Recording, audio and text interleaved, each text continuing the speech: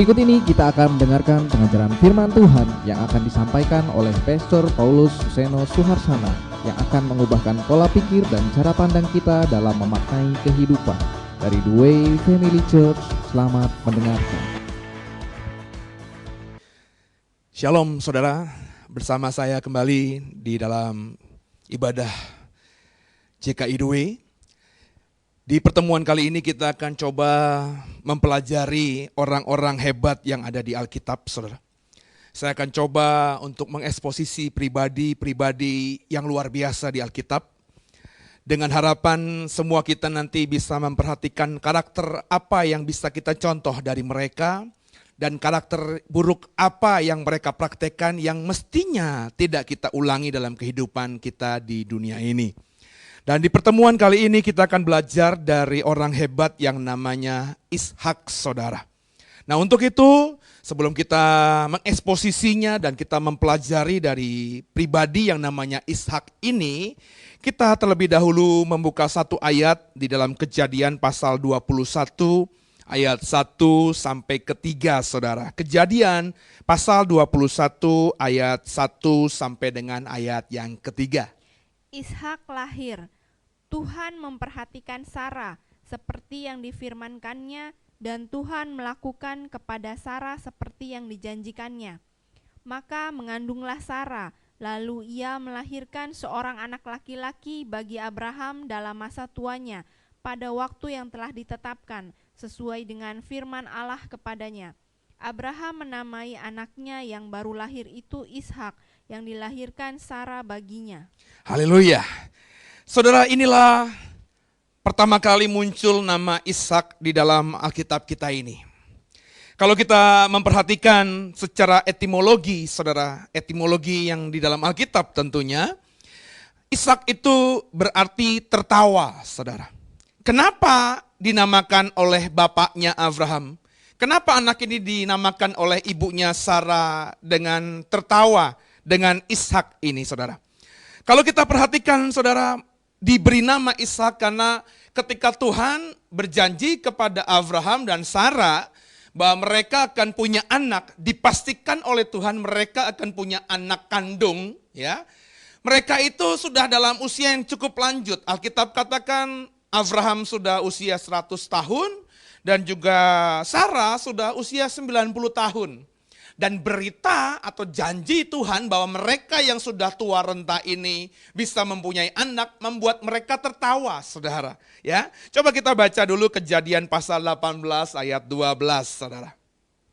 Jadi tertawalah Sarah dalam hatinya, katanya, akan birahikah aku setelah aku sudah layu, sedangkan tuanku sudah tua. Nah perhatikan baik-baik, ketika Sarah mendengar dia tertawa.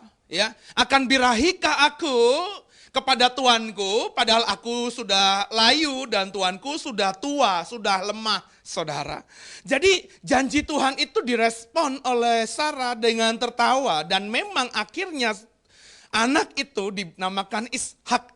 Artinya mereka tertawa karena anak ini lahir dan orang-orang yang hidup di zaman itu tentu bicara mengenai budak-budaknya Abraham dan Sarah tertawa-tawa dalam hati. Kalau secara tertawa langsung mungkin mereka takut karena yang ditertawakan adalah tuannya. Karena tuannya ini yang sudah tua ya, sudah 90 tahun melahirkan ya. Saya kadang-kadang juga kalau dengar ini, membaca ini agak tersenyum-senyum saudara. Saya ngebayangin gitu saudara, saya tutup mata, terus saya ngebayangin misalnya orang tua saya saja karena saya sudah tidak punya nenek, saya sudah tidak punya eyang lagi. Andai kata orang tua saya yang sudah mendekati usia 70 tahun terus mengabarkan kepada saya bahwa dia mengandung, saya mungkin bisa stres juga saudara ya. Karena nggak mungkin lah di otak saya ini masuk saudara nenek-nenek 70 tahun apalagi Sarah sudah 90 tahun bisa melahirkan. Terlebih lagi saya akan tentu terkejut lebih luar biasa lagi andai kata saya naik mobil saudara, terus saya lihat di tengah jalan ada nenek-nenek sedang gendong bayi.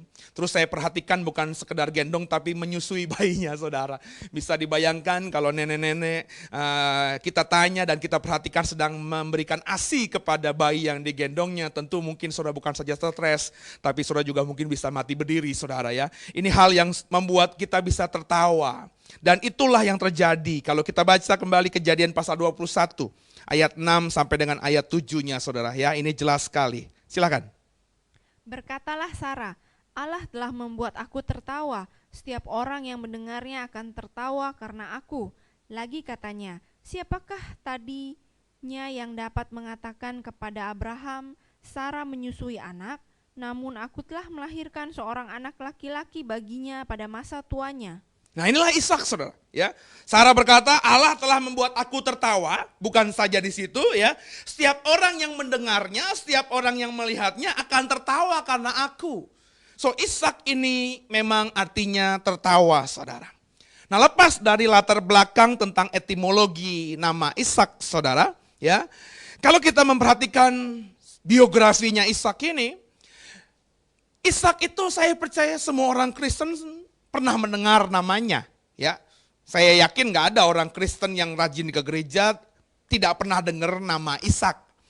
Tapi harus diakui, saya yakin saudara juga kalau mau jujur akan mengamini apa yang saya katakan, bahwa jarang sekali saudara akan mendengar khotbah yang diambil dari pribadi Ishak. Lebih banyak pendeta-pendeta ketika berdiri di mimbar ini mengkhotbahkan Abraham. Lebih banyak para pengkhotbah akan mengkhotbahkan tentang Yakub daripada Ishak tentunya saudara. Jadi saya bisa menyimpulkan meskipun Ishak ini adalah tokoh cukup penting dalam Alkitab, tapi Ishak ini sepertinya terhimpit begitu. Ishak ini ditekan sehingga tidak tereksplor dengan jelas. Dia dihimpit oleh figur bapak dan anaknya. Orang lebih populer mendengar Abraham dan Yakub dibandingkan Ishak saudara. Jujur kalau kita lihat di Alkitab, pasal-pasal ayat-ayat yang mengeksposisi, menjelaskan tentang Abraham dan Yakub jauh lebih banyak daripada ayat-ayat yang bicara tentang Ishak. Kalau Bapak Ibu lihat di Alkitab, perhatikan Alkitab Perjanjian Lama, khususnya Kejadian, bahkan saya hanya yakin dan berani berkata kepada saudara maksudnya, ya, hanya pasal 26 di kitab Kejadian yang bicara tentang Ishak di sepanjang keseluruhan pasal, hanya pasal 26. Ya. Nama Ishak muncul di beberapa ayat memang saudara ya. Ada di pasal 21 yang barusan kita baca tadi ya, ada di pasal 22, pasal 26, pasal 25 ya. Tapi Ishak muncul hanya sebagai cameo. Ya, tokoh penting yang muncul cuma sekelebatan ya. Karena Ishak di situ muncul hanya sebagai figuran lah kurang lebih saudara. Orang penting yang muncul hanya beberapa saat dalam satu kisah yang cukup besar saudara ya. Tapi biarpun Ishak ini sepertinya dihimpit oleh figur bapak dan anaknya, kisahnya tidak terlalu banyak bisa kita temukan di Alkitab kita ini. Tapi saya mengagumi tokoh Ishak ini ya. Pribadi dan karakternya saya sangat mengagumi. Dan karena kekaguman saya itu, saya ingin membagikannya kepada saudara. Penting bagi saya, kita semua yang hidup di akhir zaman ini, untuk memiliki karakter dan bisa hidup seperti Ishak ini hidup. Saudara. Apa yang bisa kita pelajari dari Ishak ini? Yang pertama saudara, mari sama-sama kita buka terlebih dahulu. Kejadian pasal 22 ayat 7 sampai dengan ayat yang ke-10. Silahkan dibaca. Lalu berkatalah Ishak kepada Abraham ayahnya, "Bapa," saut Abraham, "Ya anakku." Bertanyalah ia, "Di sini sudah ada api dan kayu, tetapi di manakah anak domba untuk korban bakaran itu?" Saut Abraham, Allah yang akan menyediakan anak domba untuk korban bakaran baginya anakku. Demikianlah keduanya berjalan bersama-sama. Sampailah mereka ke tempat yang dikatakan Allah kepadanya. Lalu Abraham mendirikan mezbah di situ. Disusunyalah kayu, diikatnya Ishak anaknya itu, dan diletakkannya di mezbah itu di atas kayu api. Sesudah itu Abraham mengulurkan tangannya lalu mengambil pisau untuk menyembelih anaknya. Nah, perhatikan baik-baik ayat-ayat yang barusan dibaca tadi, saudara. Dalam kisah ini, Ishak itu sudah cukup mengerti. Dia bukan lagi balita, saudara. Ishak di sini Alkitab katakan dia sudah bisa berjalan mendampingi bapaknya naik ke sebuah bukit, saudara.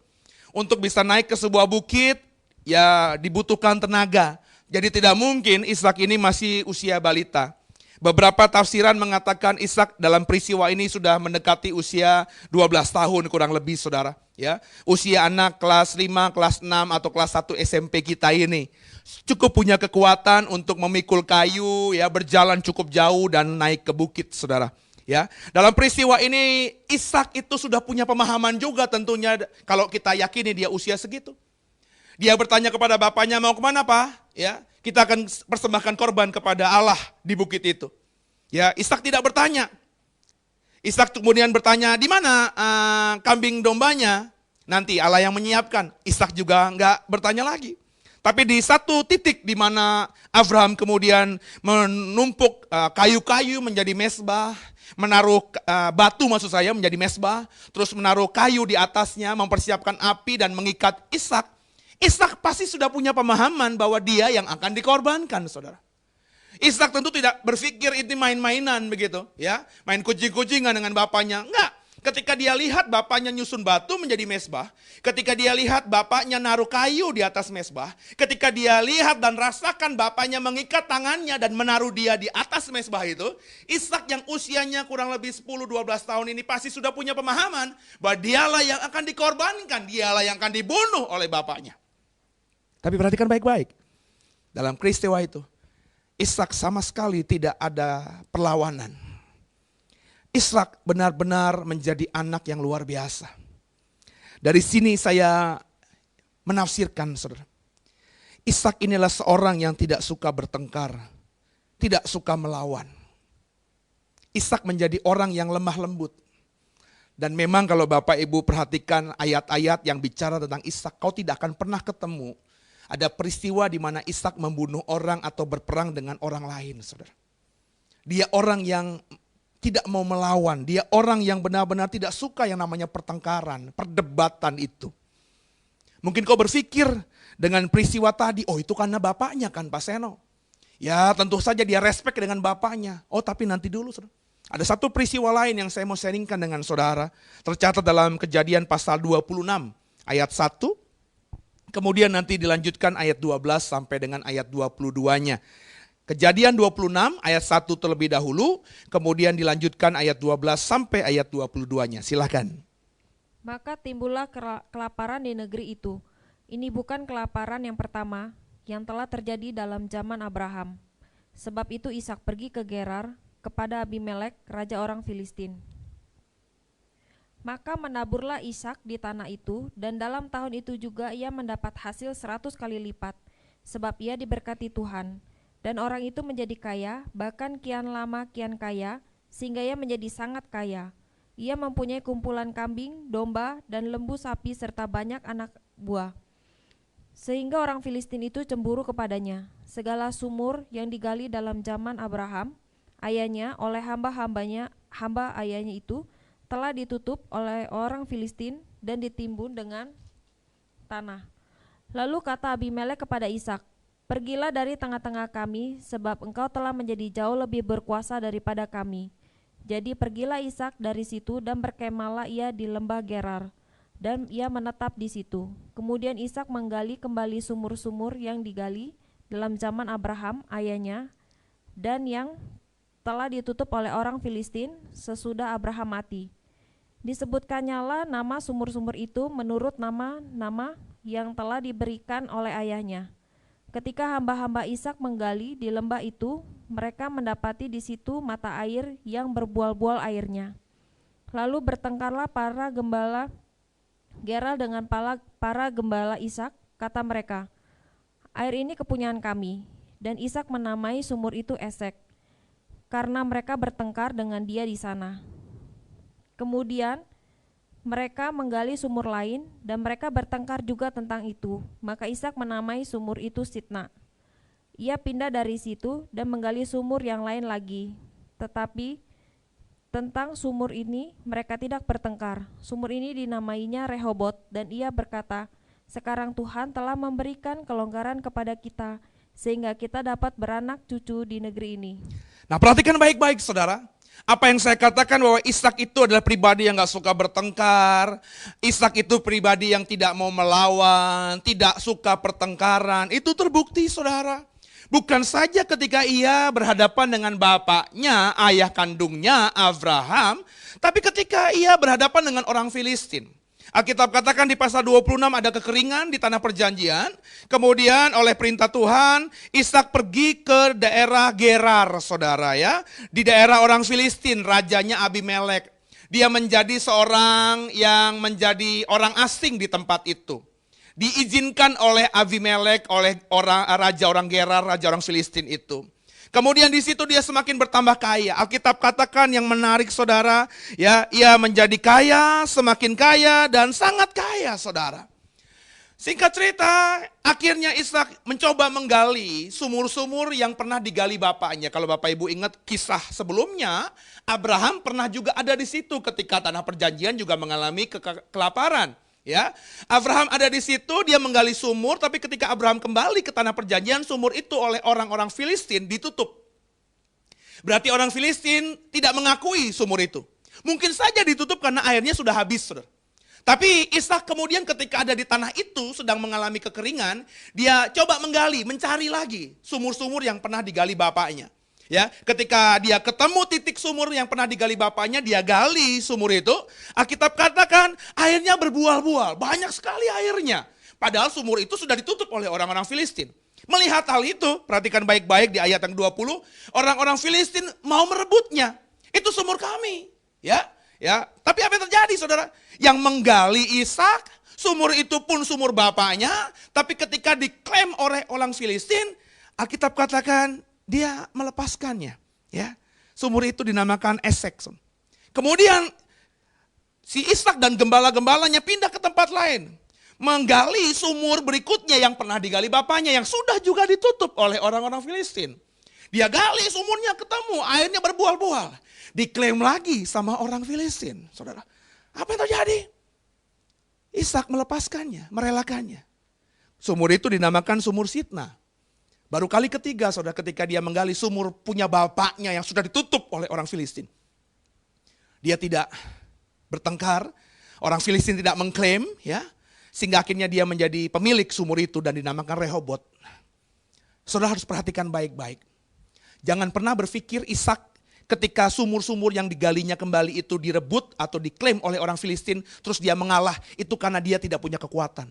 Oh, baca baik-baik ayatnya nanti di pasal 26 secara keseluruhan. Ishak menjadi kaya, sangat kaya, teramat kaya. Nanti kalau kita baca ayat selanjutnya di pasal 26 ini, orang Gerar, Abimelek, raja Filistin itu gentar saudara kepada Ishak. Karena dia si pendatang ini jauh lebih berkuasa, jauh lebih kaya daripada dia. Jadi bisa dibayangkan ketika Ishak itu menggali sumur, terus sumurnya diklaim sama orang Filistin dan dia melepaskannya. Si Ishak ini bukan tidak punya kekuatan. Si Ishak ini tidak punya keberanian atau Ishak ini tidak punya sesuatu yang bisa dia gunakan untuk melawan. Dia punya, dia lebih kaya. Kaya di situ tentu ukurannya budaknya banyak sekali, ya. Hartanya berlimpah sekali. Kalau budaknya kurang dia bisa bayar itu tentara bayaran kalau dia mau berperang. Tapi tidak, dia melepaskannya. Ini karakter yang saya suka dari Ishak, saudara. Ishak meskipun punya kekuatan, punya kemampuan, tapi dia memiliki karakter yang lemah lembut. Dia gak suka bertengkar, dia bukan tipe orang yang suka melawan. Dia orang yang mengalah. Bagaimana dengan saudara dan saya? Apakah saudara sudah menjadi tipe orang yang mengalah? Saya ingat satu ayat dalam Amsal pasal yang ke-16 ayat 32. Saudara. Coba dibaca dulu deh. Amsal 16 ayat 32, silakan. Orang yang sabar melebihi seorang pahlawan. Orang yang menguasai dirinya melebihi orang yang merebut kota. Orang yang sabar melebihi seorang pahlawan. Kau tahu dong pahlawan itu apa? Pahlawan itu pemberani, pahlawan itu orang hebat, pahlawan itu yang relakan segala-galanya untuk orang lain. Tapi Alkitabmu dan Alkitabku katakan orang yang sabar jauh melebihi seorang pahlawan. Dan orang yang sabar ini bisa kita lihat dalam figur Ishak. Itu kenapa pribadi ini luar biasa. Beda dengan bapaknya saudara, yang sering berperang dengan orang-orang di sekitarnya. Beda juga dengan Yakub saudara, yang juga sering berperang. Bahkan Yakub orang yang tidak sabaran saudara. Tapi Ishak ini adalah orang yang sabar. Dia pribadi yang luar biasa.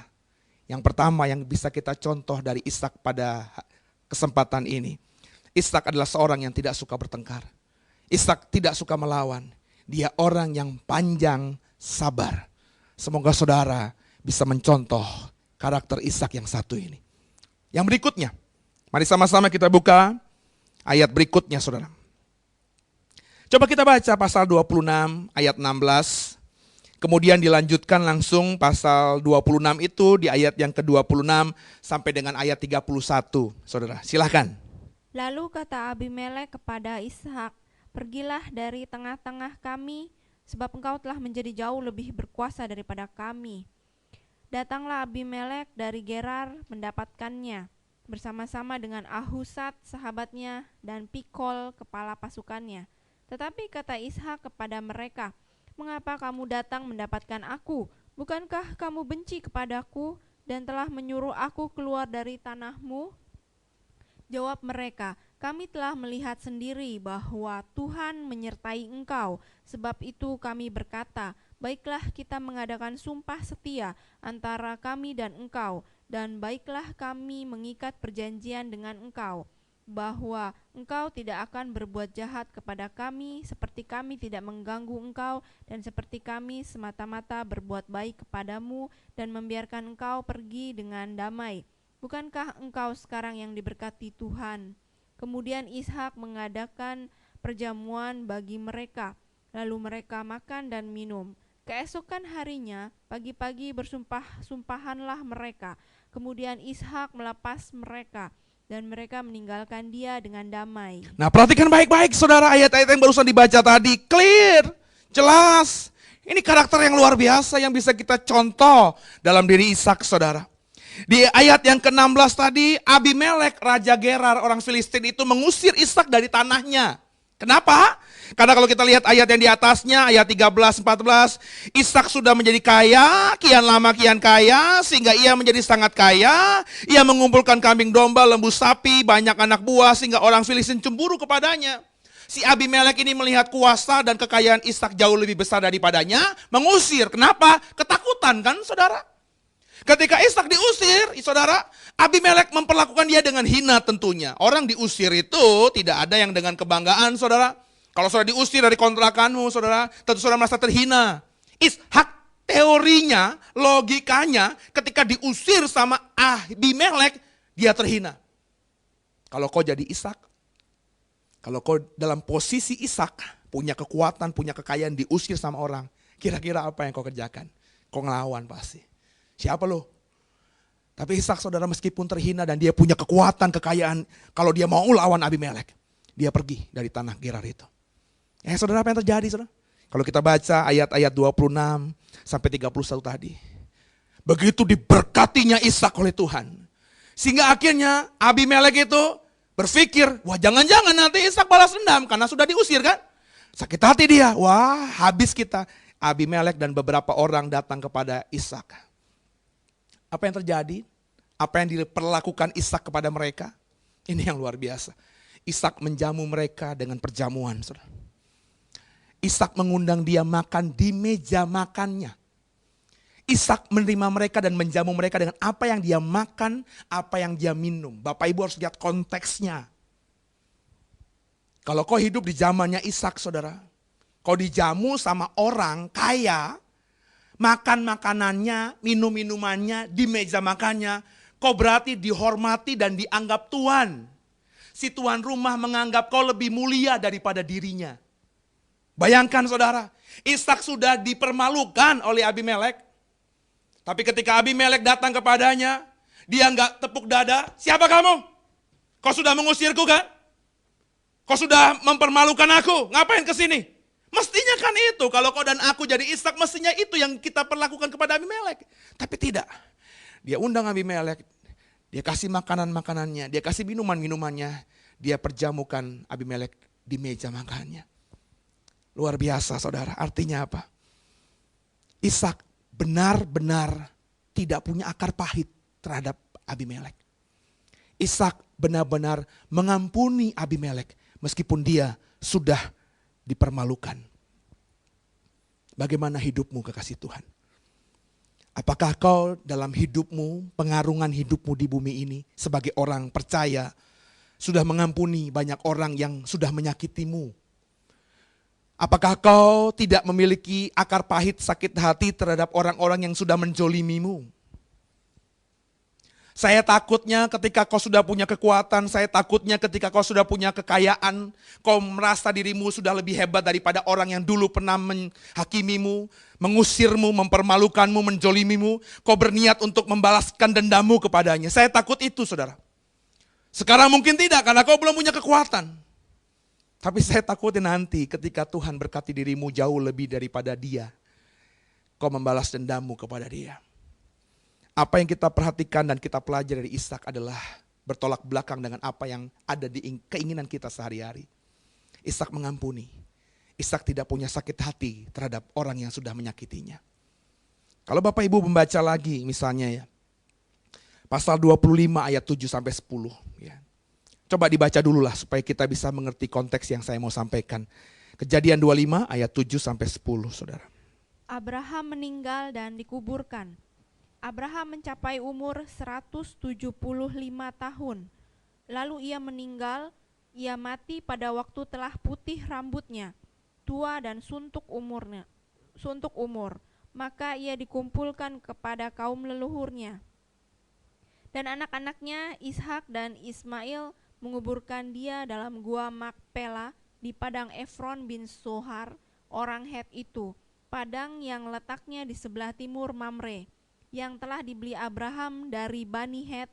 Di sanalah terkubur Abraham dan Sarah istrinya. Perhatikan baik-baik, ini peristiwa di mana bapaknya mati. Saudara. Ketika bapaknya mati, Ismail sudah diusirkan saudara. Ya. Yang tertinggal hanya Ishak.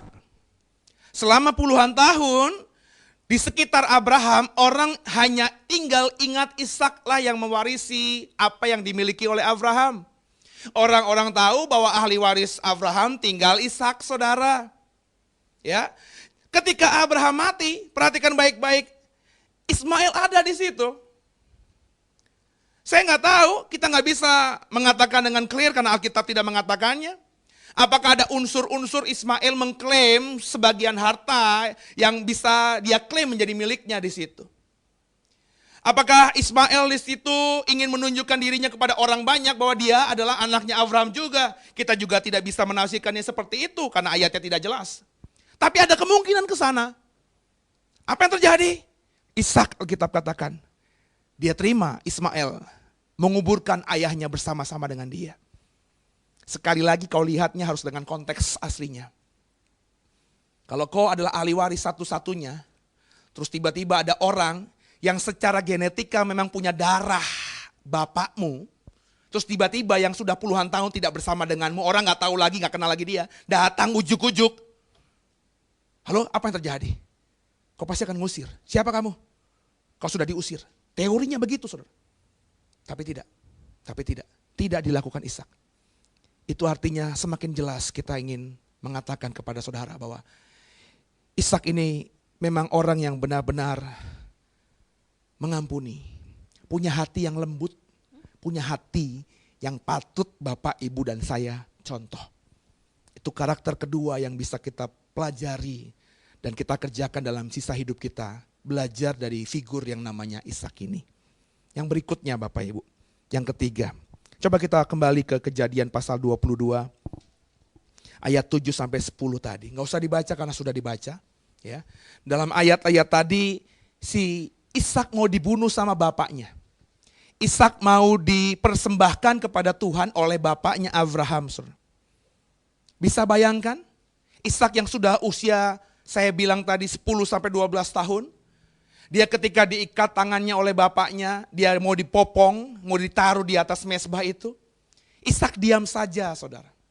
Ini cerminan apa, saudara? Cerminan bahwa Ishak benar-benar taat dan hormat sama orang tuanya. Ishak tidak melawan, padahal dia kalau mau, dia punya kekuatan. Ingat ya, Abraham sudah lanjut umurnya. Kalau Abraham punya anak Ishak usianya 100 tahun, kalau Ishak kita perkirakan umur saat itu sudah 12 tahun, berarti si Abraham sudah usianya 112 tahun, saudara. Sudah banyak kelemahan, sudah jompo pula. Kekuatannya nggak seperti kekuatan usia 40 tahun, seperti saya, punya kekuatan luar biasa. 112 tahun sudah cukup lemah, saudara. Si Ishak ini kalau makanannya bagus, badannya pasti bagus, saudara. Dia kalau mau, dia sikut bapaknya sudah jompo itu, bapaknya bisa guling-guling mati, jatuh dari gunung itu. Tapi tidak dikerjakan. Kenapa? Dia taat.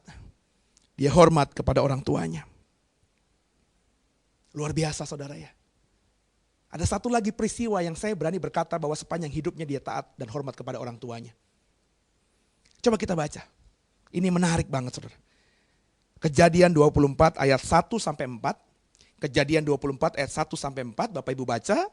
Kemudian dilanjutkan langsung di ayat 66 dan ayat 67a-nya. Ya, silakan tolong dibaca.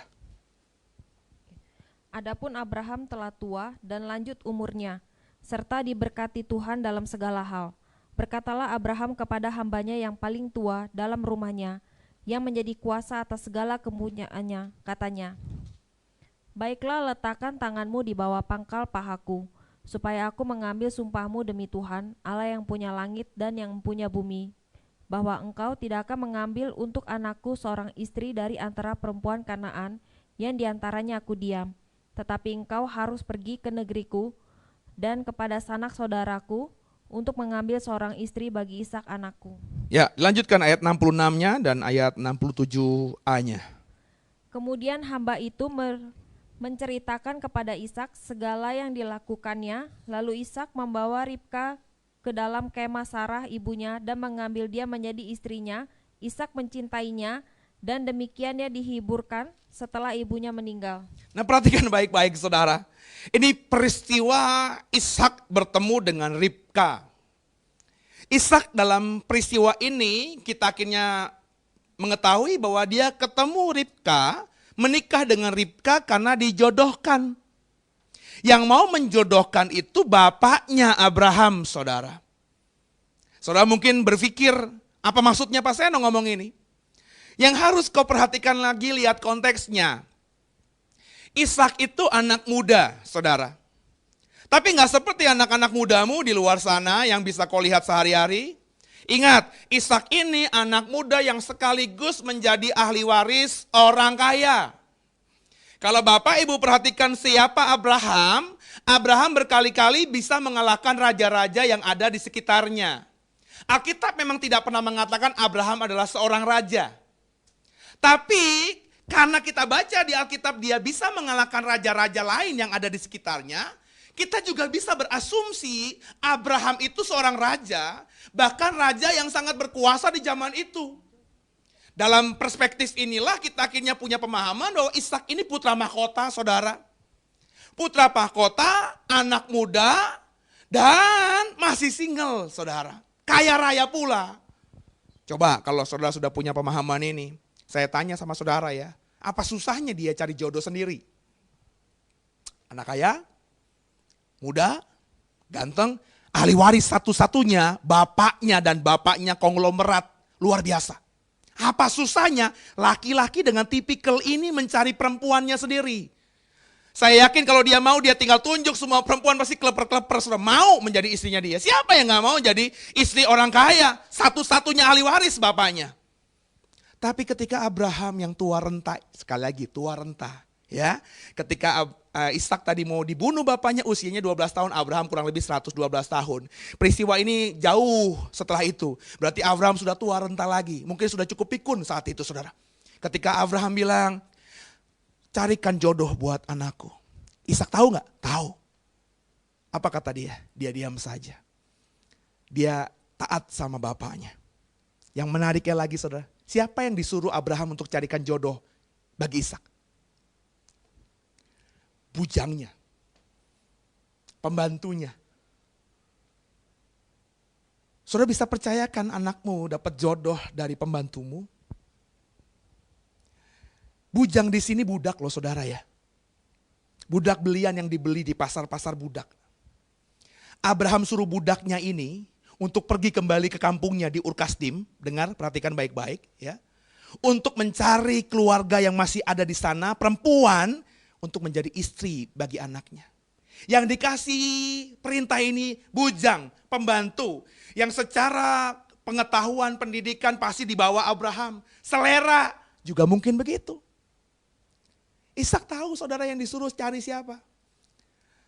Tapi meskipun yang disuruh cari bapaknya adalah pembantu bapaknya. Dan Ishak mungkin juga berpikir seleranya benar apa enggak. Jangan-jangan pas dibawain istri, istrinya enggak berbentuk lagi karena selera pembantunya ini mungkin seperti itu. Tapi dia tidak melawan loh saudara. Itu yang luar biasa. Dan di ayat 66 yang sudah kita baca tadi. Ketika pembantu bapaknya ini tadi bawa perempuan dari kampung halaman bapaknya.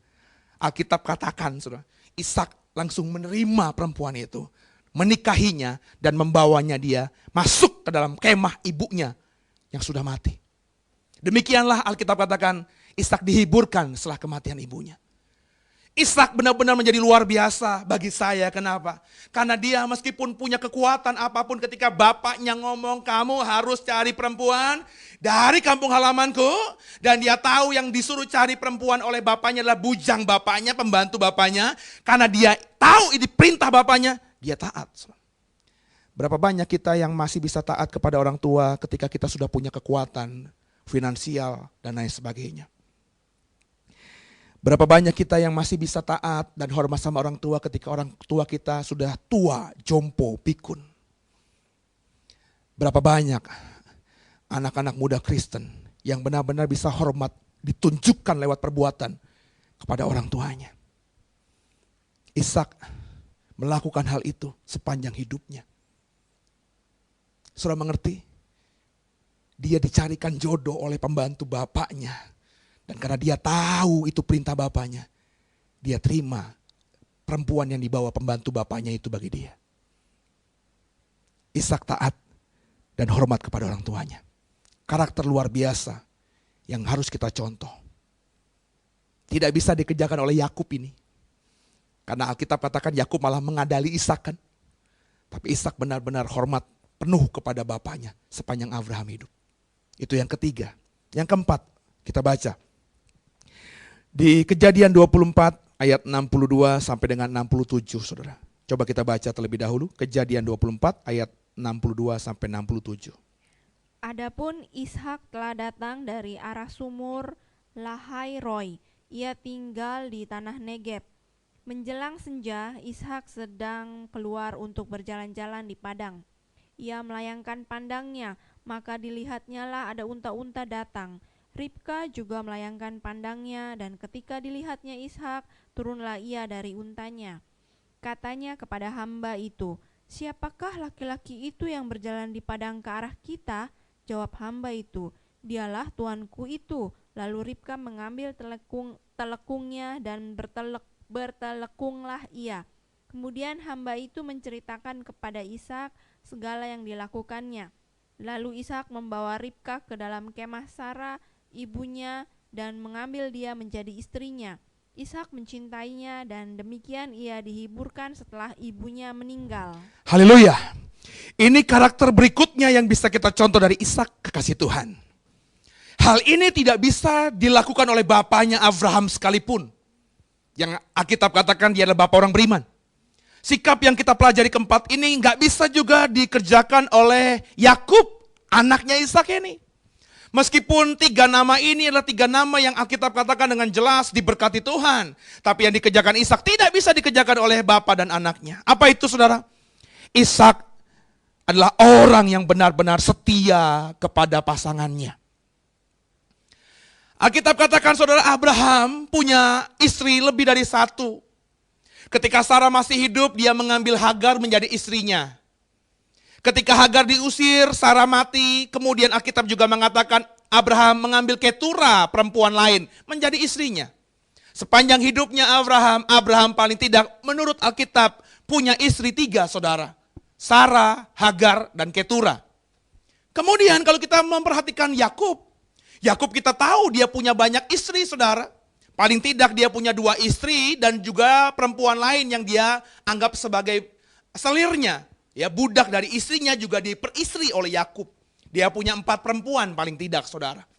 Abraham dan si Yakub berpoligami saudara. Clear, telanjang di Alkitab. Dan poligami dalam konteks zaman itu sesuatu yang lumrah. Orang kaya di perjanjian lama bisa dikenal kekayaannya karena punya banyak perempuan. Itu memang sudah dunia zaman itu saudara. Jadi nggak ada masalah sebenarnya Ishak punya istri lebih dari 1. Tapi tidak. Ketika dia nerima dengan sukacita jodoh dari bapaknya Ribka. Dia terima perempuan itu sebagai istri satu-satunya. Kenapa Pak Seno bisa bilang Ribka adalah istri satu-satunya? Alkitab memang tidak mengatakan hal itu saudara. Tapi secara tersirat kelihatan di dalam ayat yang mau saya singkapkan ini. Coba kita buka Kejadian pasal 35 saudara. Kejadian 35 ayat yang ke-28 sampai dengan ayat 29. 28 sampai 29. Ini kisah tentang kematian Ishak saudara. Apa yang terjadi dalam peristiwa itu? Coba kita buka. Adapun umur Ishak 180 tahun. Lalu meninggallah Ishak, ia mati dan dikumpulkan kepada kaum leluhurnya. Ia tua dan suntuk umur, maka Esau dan Yakub anak-anaknya itu menguburkan dia. Ishak mati di usia 180 tahun. Yang menguburkan dia, Alkitab katakan adalah anak-anaknya, Esau dan Yakub. Tidak disebutkan nama Ribka di situ. Berarti bisa kita asumsikan tidak salah kau mengatakan bahwa Ribka bisa jadi besar kemungkinan, kalau saya bahkan berani bilang, saya yakin sudah mati sebelum peristiwa ini. Ya, kalau Bapak Ibu memperhatikan di Alkitab, nama Ribka itu muncul terakhir ketika Yakub disuruh pergi, ya, ke ke rumahnya Laban, saudara. Pergi sana ke Haran, ke rumah saudaraku Laban.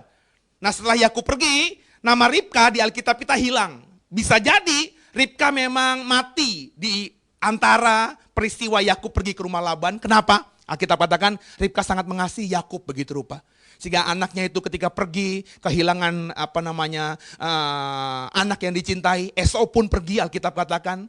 Jadi di masa tuanya dia sendiri mungkin karena penyesalan dia membuat ini terjadi, ya. Terpisahnya anak-anaknya, ya. Sehingga akhirnya ada penyesalan itu dia mati dalam usia yang cukup muda, saudara. Biasanya kalau laki-laki kaya, ya, terus istrinya mati muda, apa yang terjadi? Nggak usah laki-laki kaya lah, ya. Saya punya tetangga saudara, ini fakta, ya. Saya nggak mau sebut nama tapi, ya, di tempat tinggal orang tua saya, yang saya lihat ketika saya kecil pasangan suami istri ini sangat setia, ideal. Ketika istrinya sakit suaminya menemaninya, ya.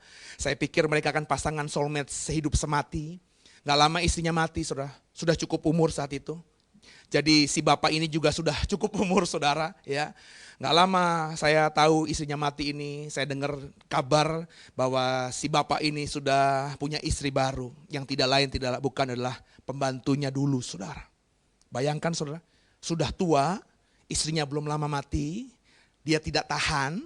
Entah apa alasannya, faktanya mengatakan dia ambil perempuan lain menjadi istri dia untuk menemani masa tuanya. Sampai detik ini hal seperti itu masih dianggap lumrah dan lazim, saudara. Terlebih di dalam dunia perjanjian lama. Orang kaya raya, mestinya teorinya, saudara, ya, si Ishak mengambil perempuan lain. Dan dengarkan saya, perempuan cantik kayak apapun, saudara, meskipun yang nunjuk untuk menjadi istrinya itu adalah orang tua, pasti mau. Kenapa? Ishak kaya raya. Tapi tidak dikerjakan. Ishak setia kepada Ribka sampai dia mati. Dalam hidupnya Ishak hanya 2 perempuan yang ada di hatinya. Yakni Sarah ibunya dan Ribka istrinya. Yang bisa kita contoh dalam diri Ishak adalah kesetiaan terhadap pasangannya. Berapa banyak kita yang mendengarkan siaran ini bisa setia kepada pasangan yang sudah kita nikahi. Saya ingat sebuah terminologi kalimat yang mengatakan begini, saudara. Adalah mudah menikahi orang yang kita cintai. Tapi tidak mudah untuk mencintai orang yang kita nikahi. Saya ulangi lagi ya. Adalah mudah untuk menikahi orang yang kita cintai. Tapi tidak mudah untuk mencintai orang yang kita nikahi itu. Gampang orang suka sama orang, cinta sama orang, terus ngajak, yuk kawin yuk. Gampang, semua orang bisa ngerjain itu. Tapi ketika sudah menikah, bisa terus mencintai orang yang kita nikahi itu, butuh perjuangan. Benar gak saudara? Dan ini kelihatan dalam diri Ishak. Ishak mencintai Ribka dalam pandangan pertama. Dia nikahi Ribka pada kesempatan itu juga. Dan sepanjang hidupnya, dia tidak mencintai perempuan lain. Hanya Ribka seorang yang dia cintai. Saya berharap kita semua pelayan-pelayan Tuhan, hamba-hamba Tuhan, para pengikut Kristus mengerjakan hal ini. Setia kepada pasangan. Apa yang sudah Tuhan persatukan tidak bisa diceraikan manusia. Yang terakhir saudara, yang kita perhatikan. Kita baca lagi pasal 25-nya saudara. Ini yang menarik juga. Pasal 25 ayat 20 sampai dengan ayat 21. Pasal 25 ayat 20-21, silakan. Dan Ishak berumur 40 tahun ketika Ribka anak Betuel, orang Aram, dari Padan Aram, seorang perempuan Laban, orang Aram itu, diambilnya menjadi istrinya. Berdoalah Ishak kepada Tuhan untuk istrinya, sebab istrinya itu mandul. Tuhan mengabulkan doanya sehingga Ribka istrinya itu mengandung. Nah perhatikan baik-baik saudara. Agak mirip nih 11-12. Kalau orang-orang Kristen sekarang ini pasti kutuk nih. Ya, ibunya dulu mandul, nah istrinya juga kena mandul juga gitu saudara ya. Tapi perhatikan baik-baik, saya nggak bilang ini kutuk saudara. Tapi kebetulan saja apa yang dialami Ishak juga dialami oleh bapak dan ibunya. Ya, cuma beda sekali langit dan bumi saudara. Ketika Abraham tahu bahwa istrinya mandul, ya, terus istrinya bilang ambil tuh perempuan seksi dari Mesir namanya Hagar yang jadi budakku itu. Abraham tanpa pikir panjang langsung ngambil Hagar. Dia ngambil jalan pintas supaya dia punya anak yang menjadi ahli warisnya. Perhatikan Ishak. Ishak tahu istrinya mandul. Logikanya mestinya dia bisa mengerjakan apa yang dikerjakan oleh Abraham. Ambil budak istrinya. Atau ambil perempuan-perempuan yang menjadi budak-budaknya. Tinggal pilih saja. Tapi gak dikerjakan. Ketika dia tahu istrinya mandul. Alkitab yang ngomong, bukan saya yang ngomong. Ishak berdoa kepada Tuhan. Supaya istrinya ini bisa mengandung. Yang bisa kita contoh dari Ishak, saudara, kekasih Tuhan. Ishak yang kelima. Yang bisa kita contoh. Dia adalah pribadi yang benar-benar mengandalkan Tuhan. Luar biasa. Nggak seperti Abraham. Yang mengambil jalan pintas akhirnya mengambil perempuan lain agar dia punya keturunan. Tapi Ishak benar-benar terus mendoakan istrinya dengan imannya. Haleluya. Yang menariknya saudara. Ini tidak bisa dikerjakan oleh Abraham. Padahal Abraham dikatakan bapak orang beriman. Hal ini sepertinya tersembunyi. Dan pada kesempatan ini kita belajar dari orang yang namanya Ishak ini. Dia adalah orang yang benar-benar mengandalkan Tuhan, luar biasa. Kalau kita baca bahkan nanti di pasal 26 ayat 1-3, ayat 6, ayat 25. Dalam situasi apapun ketika dia dianiaya, dizolimi oleh orang-orang Gerar itu saudara. Dia terus taat atas perintah Tuhan. Dan dia terus memanggil nama Tuhan. Kekasih Tuhan. Pada kesempatan ini, mari kita belajar dalam diri Ishak. Ada beberapa karakter yang harus kita contoh. Kalau Bapak Ibu menjadi orang yang diberkati Tuhan. Ishak diberkati ya Pak Seno? Oh iya. Kalau kau baca, saya tidak akan bacakan, saya hanya sebutkan ayatnya saja. Ya. Di pasal 25 ayat 21 ketika dia doa agar istrinya itu bisa mengandung. Padahal sudah mandul, akhirnya apa? Istrinya mengandung. Dia punya anak 2, Esau dan Yakub. Doanya didengar Tuhan, dijawab Tuhan. Itu berkatnya Tuhan buat Ishak. Yang berikutnya saudara, di pasal 25 ayat 11. Ishak ini saudara juga terima janji yang mirip persis copy paste. Seperti yang Tuhan janjikan kepada Abraham. Abraham, kau akan kuberkati. Kau akan jadi kepala, gak pernah jadi ekor. Kemanapun kau melangkah diberkati Tuhan. Keturunanmu akan seperti banyaknya bintang di langit dan pasir di tepi pantai. Janji yang sama Tuhan berikan kepada Ishak. Yang berikutnya saudara, pasal 26 ayat 12-13 yang sudah kita baca tadi. Di negeri asing pun, ketika dia menjadi orang asing di Filistin, dia diberkati Tuhan. Bahkan jauh lebih diberkati daripada orang asli Gerar itu saudara. Jadi kalau saudara kerjakan apa yang Ishak kerjakan, jangan takut saudara ditempatkan Tuhan di mana. Jangan takut saudara diutus Tuhan untuk pergi kemana. Kau akan jadi orang yang sangat diberkati Tuhan. Dan yang terakhir saudara, pasal 35 ayat 27 sampai 30. Apa yang bisa kita pelajari? Ishak mati di usia 180 tahun. Ingat saudara, firman Tuhan katakan, hormatilah ayah dan ibumu, supaya kau panjang umur dan berbahagia. Tergenapi dalam diri Ishak. Dia taat, sudah saya expose tadi kan. Dia taat sama bapaknya. Mau dibunuh bapaknya, dia taat. Ketika bapaknya ngasih jodoh dia, nyuruh budak bapaknya untuk mencari jodoh buat dia taat. Ketika dia taat sama bapaknya, dia hormat sama bapaknya, Ishak berumur panjang dan berbahagia. Sepanjang hidupnya Ishak, gak pernah dia berperang. Sepanjang hidupnya Ishak, gak pernah dia mengalami sesuatu yang mencemaskan, yang mengkhawatirkan. Dia diberkati luar biasa. Saya berani berkata dia mengalami shalom, damai sejahtera. Dengan ciri tadi, saudara. Sepanjang hidupnya dia hanya mencintai satu perempuan. Bisa mencintai satu perempuan. Pada perempuan yang dicintainya sudah mati puluhan tahun yang lalu. Dia bisa bertahan dalam kesendiriannya. Artinya apa? Dia mengalami kepuasan damai sejahtera. Sehingga meskipun soulmate-nya belahan jiwanya mati, dia tidak butuh cari yang lain. Dia diberkati. Mengalami damai sejahtera daripada Tuhan. Contohlah Ishak. Kau dan aku sekarang contohlah Ishak. Kerjakan yang Ishak kerjakan. Kau akan diberkati Tuhan luar biasa. Seperti Tuhan memberkati Ishak. Demikianlah firman Tuhan. Sampai ketemu minggu depan. Tuhan Yesus memberkatimu. Shalom.